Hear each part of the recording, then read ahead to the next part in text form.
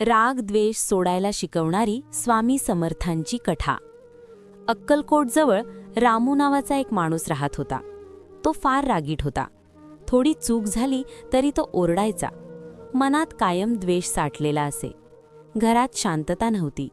गावात कोणी त्याच्याशी प्रेमाने बोलत नसे। एक दिवस रागाच्या भरात त्याचं मोठं नुकसान झालं।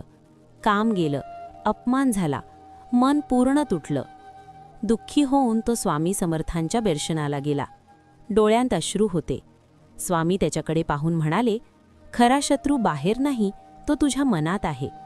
रामू हादरला। स्वामी म्हणाले, राग म्हणजे आग आहे, ती दुसऱ्याला नाही, आधी स्वतःलाच जाळते। हे शब्द त्याच्या काळजात बसले। तो चरणांवर पडला। स्वामी म्हणाले, द्वेष सोड, क्षमा धर, मन शुद्ध कर, तेव्हाच जीवन बदलेल। त्या दिवसापासून रामू बदलू लागला। राग कमी झाला, वागणूक बदलली, घरात शांतता आली, काम परत मिळालं, लोकांचा आदर मिळाला।